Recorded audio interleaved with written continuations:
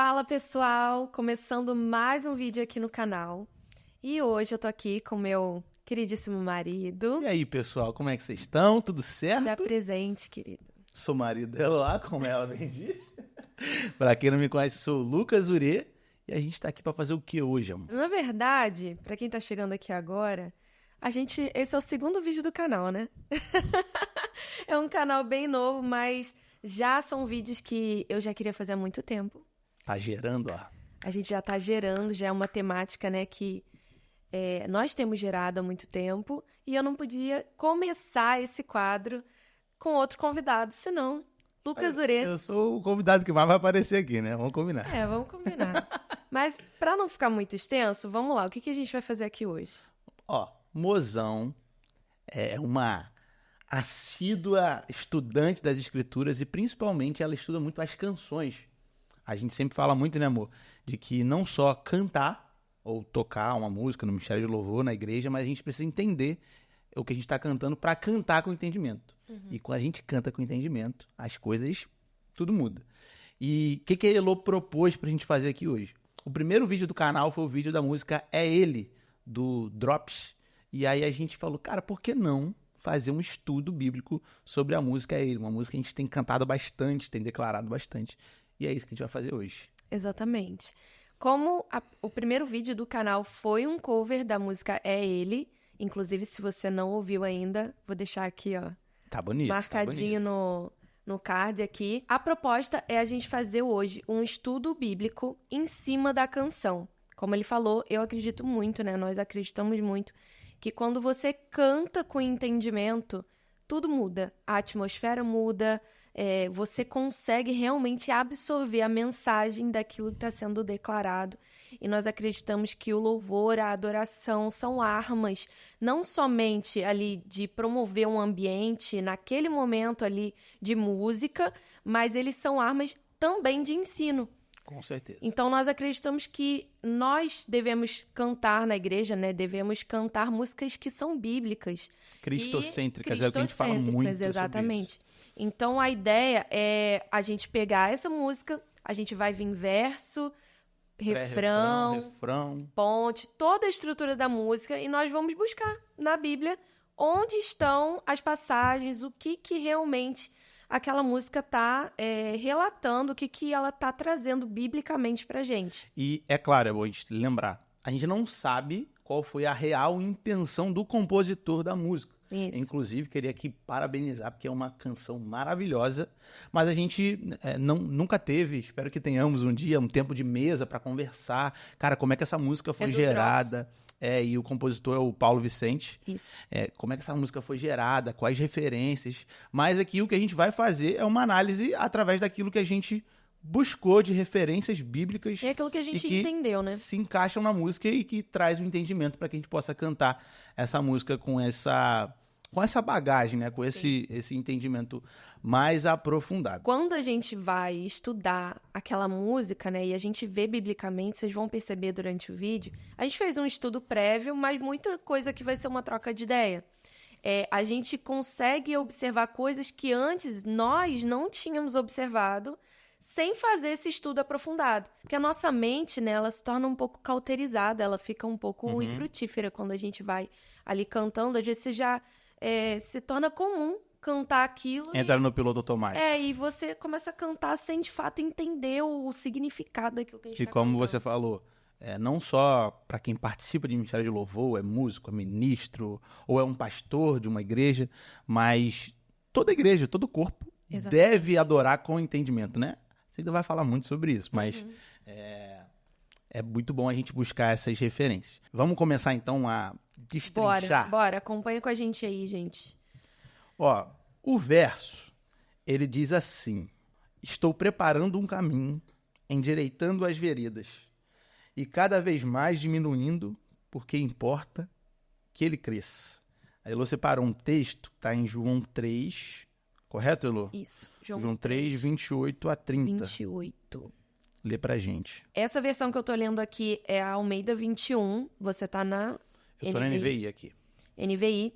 Então, João 3, 28 a 30 fala assim: Vós mesmos sois testemunhas de que eu disse, não sou o Cristo. Isso é João Batista falando, tá?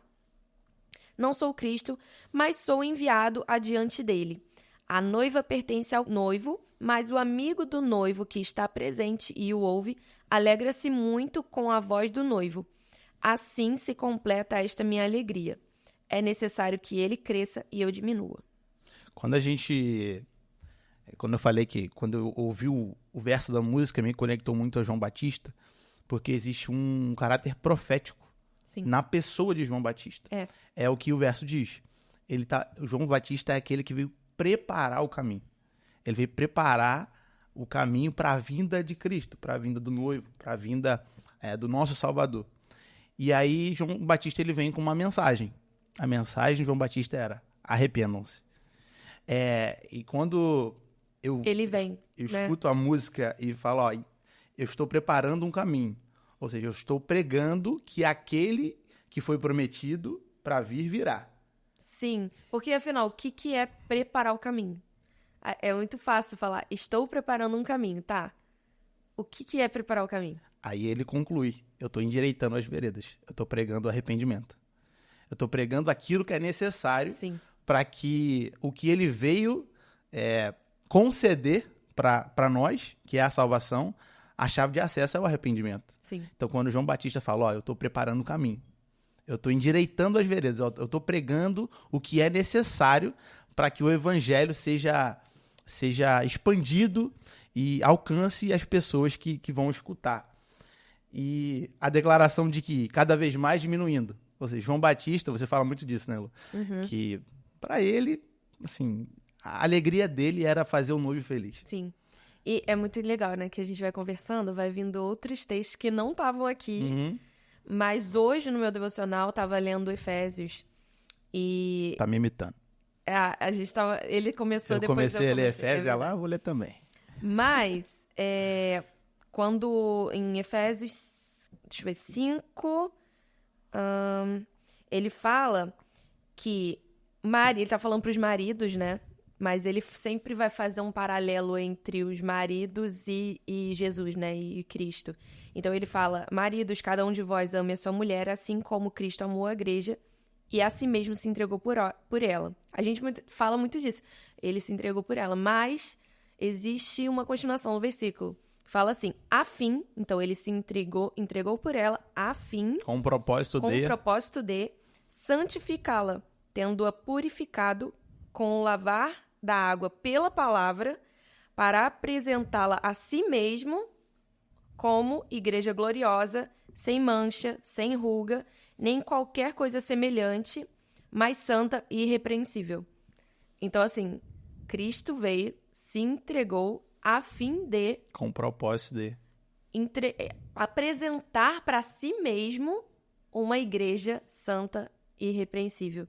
Então, como que isso acontece? Como que isso acontece? Ele nos comissiona a endireitar o caminho.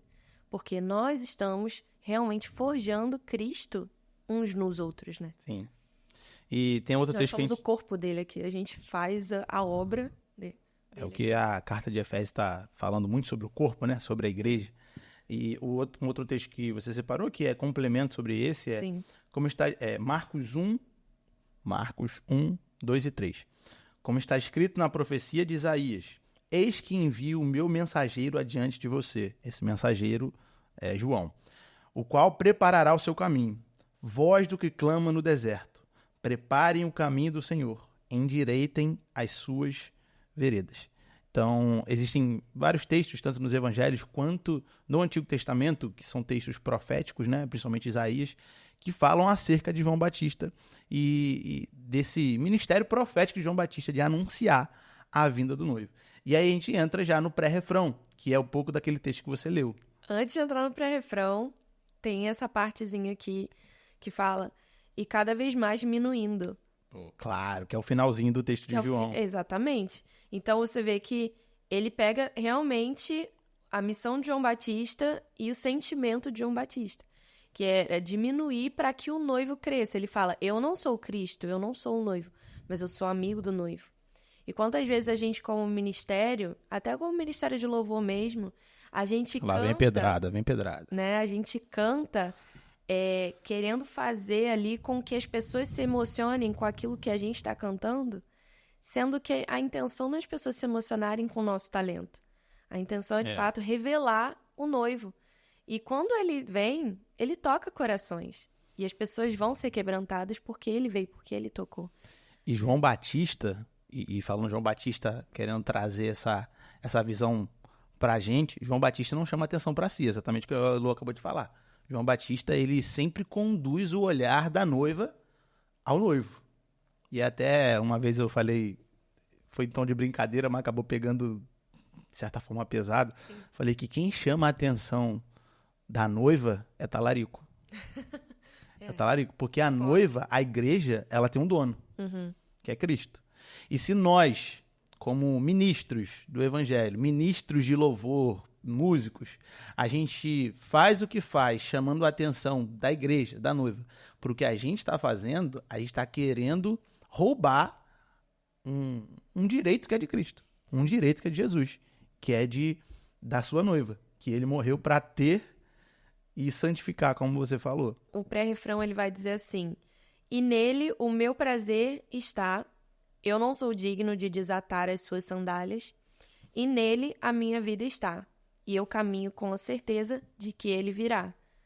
É exatamente o que a gente estava falando, né? Continua ali na fala de João Batista, porque em Marcos 1:7 diz assim: e João pregava dizendo, depois de mim vem aquele que é mais poderoso do que eu, do qual não sou digno de, curvando-me, desamarrar as correias das suas sandálias. A Elô falou uma coisa quando a gente estava estudando mais sobre essa música, né? Agora a gente também está trocando uma ideia aqui, mas antes ela falou, o mesmo sentimento que havia em João Batista é o anseio que a gente deve cultivar.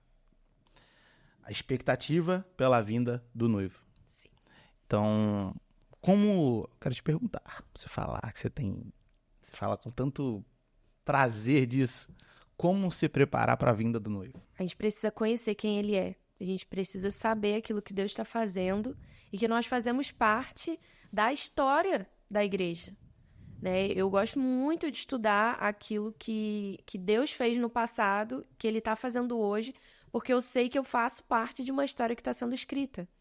Então, assim como os discípulos fizeram parte, né, os apóstolos fizeram parte do período em que Cristo estava presente, veio em carne, eu faço parte de um período da história em que nós estamos aguardando a volta e, quem sabe, não estaremos, né, no período em que Cristo veio, porque está às portas. Então, eu acredito que se preparar para a vinda de Cristo é conhecê-lo, é continuar buscando conhecer quem ele é e anunciando. Você falando assim me lembra muito daquele livro que eu li no início do ano, As Excelências de Cristo. E esse livro fala muito disso, muito, muito, muito, muito. Sobre... Ele faz todo um... Eu digo até que ele livro é muito doutrinário a respeito de Cristo, assim... da profecia a respeito dele, da sua pré-existência. Ele pega toda a doutrina de Cristo, a pré-existência, encarnação, vida, morte, ressurreição, ascensão e retorno. Só que ele vai pegar muito nesse ponto, ele vai dar muita ênfase nisso de, cara, Cristo é a melhor coisa que tem no universo. É a música que a gente canta, né? Não há nada melhor que Jesus, não há nada melhor que Jesus. E ele vai trazer muito esse entendimento de que nós devemos buscar, conhecer e amar. Assim, falando em formas naturais, quando a gente ama outra pessoa, por exemplo, nós somos marido e mulher, o que a gente mais ama é estar perto. Sim. O que a gente mais ama é conversar. É a primeira pessoa que a gente fala quando as coisas estão bem e a primeira pessoa também fala quando as coisas estão mal. É a pessoa que a gente elogia, a pessoa que a gente engrandece, que a gente defende, que a gente ama, que a gente faz tudo. Isso é conhecer, né? Tem aquela canção também dos Bravos que eles lançaram. É uma boa a gente fazer depois até um vídeo. Tua Glória? Tua Glória. Que fala apenas saber coisas sobre você não é o mesmo que experimentar. É forte. Eu quero provar e ver. Então, conhecer a Cristo não é ter informações a respeito de quem ele é. É se relacionar com ele. Porque isso é ouvir falar. né? Eu posso... É muito clássico, né? Já ouvi muitas pessoas falando assim, você sabe quem é o Neymar? Eu sei que o Neymar é um jogador de futebol, eu sei quantos títulos ele ganhou, eu posso saber tudo isso de forma biográfica. Mas quem conhece o Neymar de fato? As pessoas que estão próximas dele, principalmente as pessoas que estão mais próximas dele. Então, existem níveis de intimidade que a gente pode crescer no conhecimento de Cristo na intimidade, né? A gente só vai, de fato, conhecer Jesus à medida que a gente gasta tempo com ele. Se eu não me engano, eu posso estar errado. E se eu estiver errado, você me corrige ou as pessoas no comentário me corrigem. Mas quando a Bíblia vai falar, em algumas versões, né, vai falar sobre José e Maria, mãe de Jesus, né, os pais de Jesus, em algumas versões fala, Maria não conheceu a José. Aí fala assim, como assim Maria não conheceu José? Na verdade, quer dizer que ela não teve relações. Sim. Ou seja, Maria não foi íntima de José. Sim. Então, conhecimento tem a ver com intimidade. Não tem a ver só de, como você falou, de ter informação vagamente. Cara, até na igreja que eu me converti, tinha um folhetim de evangelismo que eu sempre lembro dele. O folhetim era assim, bem pequenininho, todo colorido, cada palavra tinha uma coisa, uma cor.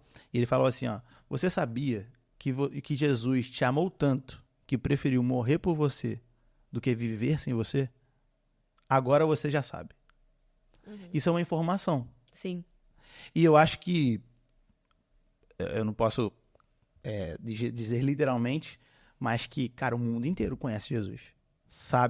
Conhece assim, sabe quem Jesus é. A maior parte das pessoas conhece Jesus como um personagem, né? Isso. Como uma figura histórica. Mas agora, será que tem diferença entre a forma que eu conheço Jesus, eu que prego sobre Jesus, canto sobre Jesus, falo sobre Jesus, do que uma pessoa que só ouviu falar sobre ele? Sim. Porque conhecimento vem de relacionamento. Não adianta você estar todo dia ouvindo sobre Jesus, mas não ter essa relação próxima, íntima, que só vem através do secreto. Sim. Só vem através daquilo que Jesus fala. E é dessa forma que entra no quarto, fecha a porta. É dessa forma que a gente consegue também ter prazer nele. Como a canção fala, né? E nele o meu prazer está. Nós nunca vamos ter prazer em Cristo. Nós nunca vamos ter prazer em alguém que eu não conheço, que eu de fato não sei. É muito fácil cantar nele o meu prazer está, sendo que nós podemos encontrar prazer em muitas coisas. Diversas. A gente tem prazer em assistir um filme, a gente tem prazer em comer algo gostoso, em alguma Inclusive, coisa boa. tô com fome. Como sempre. Mas é muito fácil encontrar prazer. Hoje a gente tem acesso a muitas coisas que nos dão prazer. Mas dizer que o meu prazer está nele significa dizer que nem nada se compara ao prazer que está em Cristo. Ao prazer que eu encontro em Cristo. E que também quer dizer que eu abriria mão de qualquer outro prazer por esse prazer superior. É como se Cristo, ele é de fato um prazer superior, maior do que todos os outros prazeres. É como nosso pastor Renan, sempre fala, se Cristo não for o primeiro, ele não vai ser o segundo. Então, existem outras coisas que vão nos dar prazer, vão nos dar alegria. A gente vai gostar de fazer, mas Cristo precisa ser o centro. Ele precisa ser o primeiro em todas as coisas. Porque dele, por ele, para ele, são todas as coisas. Ele é o primeiro. E é ele. Por ele. Que eu estou gastando. Que eu estou gastando a minha vida. Perdendo tudo. Por amor. E com alegria. Dono dos meus dias. Meu Deus. Que forte. Refrão, gente. Que refrão. Esse é o refrão da música, é ele. Qual a primeira coisa que esse refrão te lembrou, assim? Bíblia. Texto. Sem olhar. Paulo. Não tem como não lembrar de Paulo. Tem como.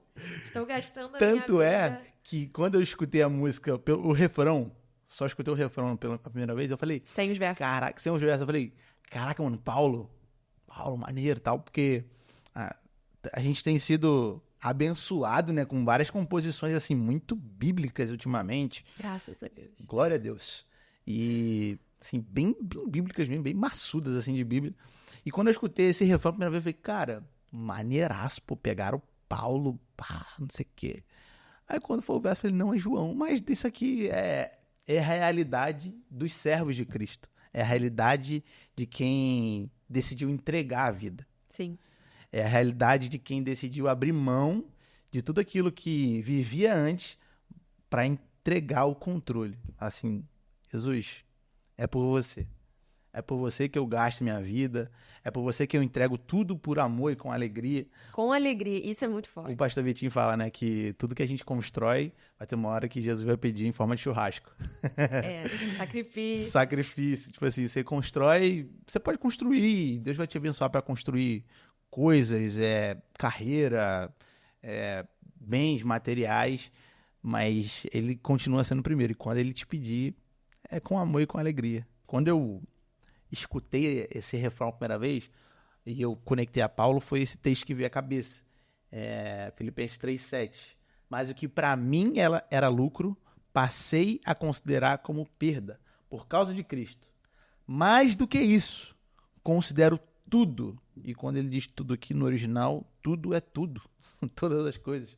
Considero tudo como perda, comparado com a suprema grandeza do conhecimento de Cristo Jesus. É o que a gente estava falando. Quando ele fala tudo aqui também, tem o contexto, né, do texto mesmo de Filipenses, que ele tá falando sobre todos as conquistas que ele que ele tinha, né, por ser um fariseu, por ser um estudioso, por ter sido instruído, né, então todo o glamour, né, Sim. que ele teria, ele considera tudo como perda. Afim. E são coisas legítimas, né, são coisas legítimas. É interessante que a gente poderia interpretar isso de uma maneira, considero como perda as coisas ruins, né? Deixo para trás o pecado, as coisas que de fato me afastam de Deus, mas não é isso que ele está falando. Não. Ele está falando sobre considerar coisas legítimas, coisas que são boas, Benéficas. mas que traziam glória para ele. Então, o que ele está dizendo aqui? Ele não está dizendo que essas coisas são erradas. Ele está dizendo que nada disso traz mais prazer ou tem mais valor do que conhecer a Cristo. Ele está dizendo que ele abre mão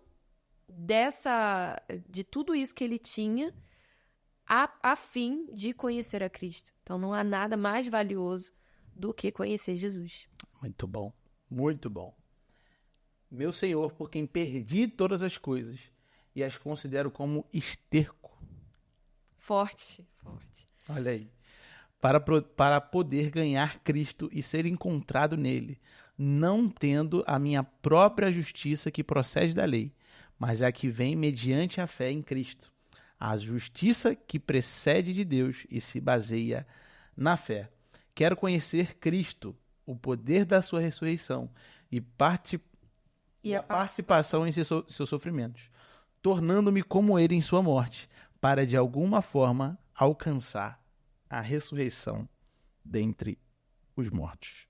É o que a gente falou, essa é a realidade daqueles que amam Jesus e decidiram gastar suas vidas para ele. E aí a gente pega, biblicamente, vários exemplos. A gente já falou de Paulo, falou de João Batista. Um exemplo que eu gosto muito é o exemplo de Pedro. Assim, Pedro, ele, no texto que fala a respeito da pesca maravilhosa, Pedro, ele está no seu barco, lavando as redes, frustrado depois de uma noite ruim de pesca. E aí Cristo chega e manda ele ir de novo e jogar as redes do outro lado. E aí Pedro, depois, com as mesmas mãos, com as mesmas redes, no mesmo barco. Sim. Mas agora com uma palavra. Pedro teve talvez a maior pesca da vida dele. E aí quando Cristo fala assim, ó, vem e me segue. Agora você vai ser pescador de homens. O texto não diz diretamente, mas, cara, Pedro deixou os peixes para trás. Sim. Então, tipo assim, uma noite frustrada na pesca, e logo depois um milagre de uma pesca maravilhosa, uma coisa assim, abundante, não fez Pedro se cegar. Ou seja... E não fez Pedro postergar o convite, o chamado de viver para Jesus. Ou seja, isso aí é muito legal, porque a música fala perdendo tudo por amor e com alegria. Pedro, ele ganhou algo de Cristo. Aquela multiplicação dos peixes, ele poderia ter olhado para aquilo e pensado, Cristo me deu isso, então é isso que eu tenho que fazer. Eu tenho que continuar pescando, porque esse é o caminho. Tá dando certo aqui. Eu vou continuar aqui. Olha aí. Só que não significa que porque Deus te deu algo, aquilo é de fato mais importante do que seguir Jesus, conhecer Jesus, né? Muitas vezes, se você for novamente trazer para a área ministerial, quantas pessoas estão trocando o lugar de intimidade com Deus, o lugar de intimidade de conhecer Jesus, para servir, para atuar ministerialmente. É uma das coisas que as pessoas confundem muito. O estar na igreja, num ambiente de comunidade, com o buscar a Deus em casa e conhecer a Deus em casa. Esse ambiente de busca no secreto é o que faz toda a diferença. Porque, tudo bem, na igreja nós somos discipulados, nós temos comunhão, nós somos ensinados, na igreja, enfim, nós servimos, mas de fato, conhecer a Cristo é no secreto. Eu já passei por isso, eu falo isso até por experiência própria. Muitas vezes, por estar servindo, por estar com muita frequência na igreja, eu achava que isso era suficiente para mim. Então, isso eu tentava me satisfazer no meu serviço cristão. Só que não é o suficiente. Quando você para ali no teu secreto em oração, quando você para conhecer Jesus, quando você para ler a palavra e você busca de fato, é ali que a gente escuta a voz de Deus de forma pura, limpa e não processada, não filtrada, sabe, como um eco. A gente escuta, vai direto à fonte. Você lembra uma frase do pastor Renan? Mais uma, que a gente usa várias, de todas, que servir a Jesus não vai te custar muito. Vai te custar tudo. E é muito sobre isso. Essa música fala muito sobre isso. Ele não fala perdendo algumas coisas, ou perdendo aquelas coisas. Sim. Ele fala, cara, perdendo tudo. Como você falou, até coisas legítimas. Coisas que fazem um certo sentido, trazem um certo benefício, uma certa compensação. Mas quando Cristo é o primeiro, nada mais importa. A ponte é muito interessante, porque essa ponte, ela vai conectar diretamente com o início, né, da música. Então, a ponte vai dizer assim, e ele virá, soberano em poder, ele virá, e o governo está nele. Vejam, ele traz consigo a sua recompensa. E aí, a gente começou falando sobre João Batista, começamos falando sobre preparar o caminho, que é necessário que a gente prepare o caminho para a volta, né? João Batista preparava o caminho para a vinda, para a primeira vinda de Cristo, e nós preparamos o caminho para que ele volte.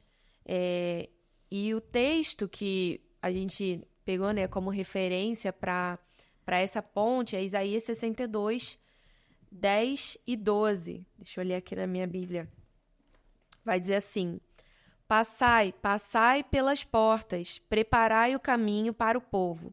Aplanai, aplanai a estrada, limpai-a das pedras, levantai a bandeira aos povos.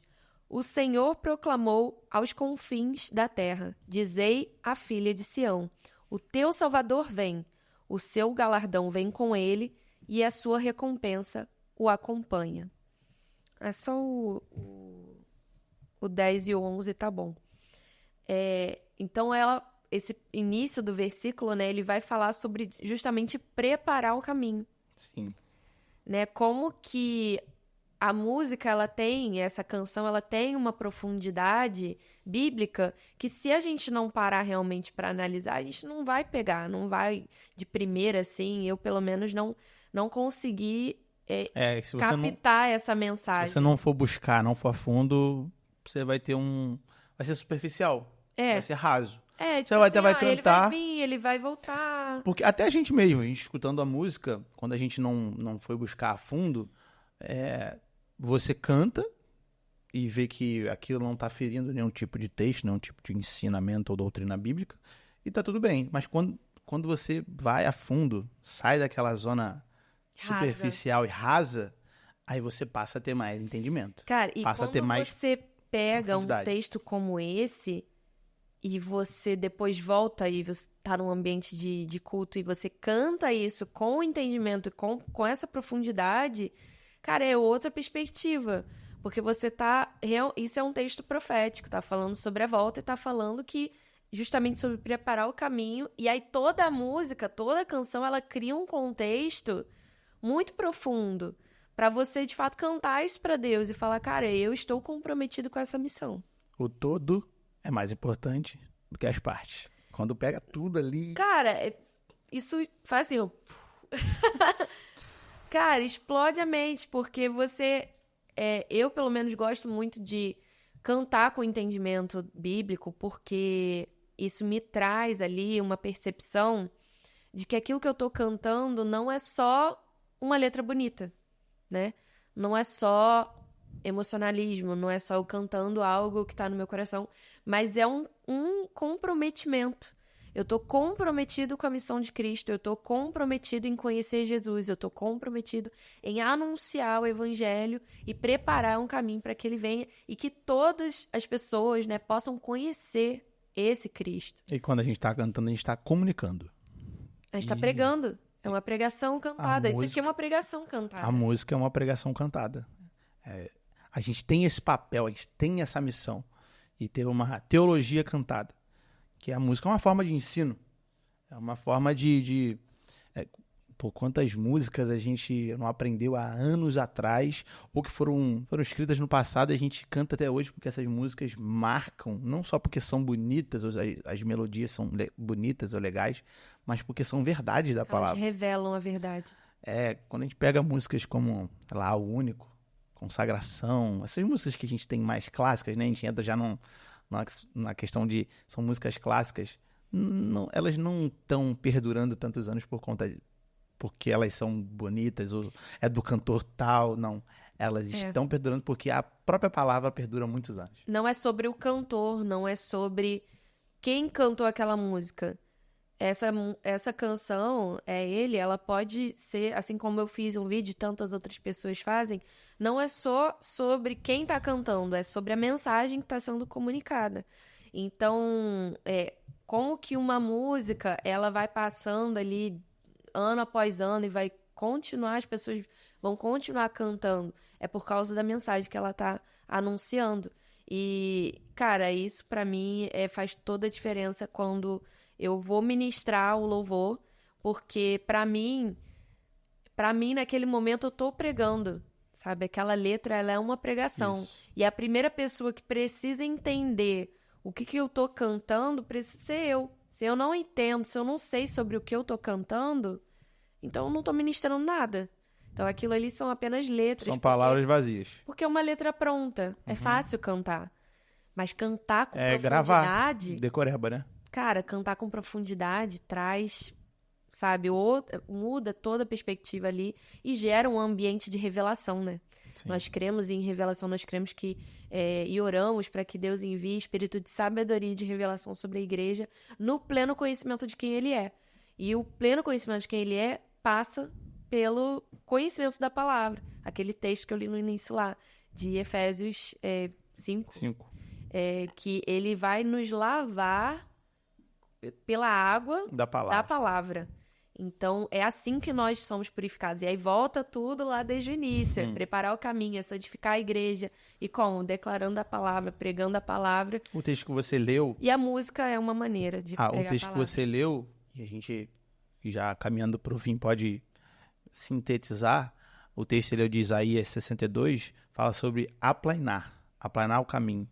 E anunciar que ele vem, né? No sentido dessa música, aplanar o caminho é pregar a respeito do arrependimento e santidade. Sim. É esses dois pontos e tópicos, né? Que um é consequente do outro. A partir do momento que existe o arrependimento, existe um processo de santificação. E nós, como ministros do Evangelho, a gente prega o arrependimento e serve ao outro nesse processo de ajuda para a santificação. Porque nós também estamos sendo santificados. Todos nós. Todos nós. E se você pudesse trazer 3 palavras, assim, palavras que eu digo assim, palavra mesmo, pá, a respeito dessa música, quais são as palavras que vêm à sua cabeça? Devoção, santidade e não uma palavra, mas anunciar, né? Fala sobre anunciar o nosso amor por Cristo, mas de fato anunciar essa mensagem de urgência, sabe? Ele vem. Eu acredito que é isso que Deus está buscando da igreja. Uma igreja de fato rendida, uma igreja que canta com paixão. Você falou rendida, se eu fosse usar uma palavra, eu ia falar entrega. Entrega. Essa música pra mim fala muito sobre entrega. Então, Reconhecimento. canta com paixão, sabe? Ele sabe, eu tenho algo que queima no meu coração, que não é a respeito só de música, mas é a respeito de ver uma igreja que canta apaixonada por Jesus, entendendo o que está cantando. Entendendo o que está anunciando e, de fato, querendo dizer aquilo que está cantando. Porque, como eu falei, é muito fácil cantar as coisas e cantar da boca para fora, né? Porque a letra está pronta. Mas quando você entende aquilo de fato é uma verdade na sua vida, tudo muda.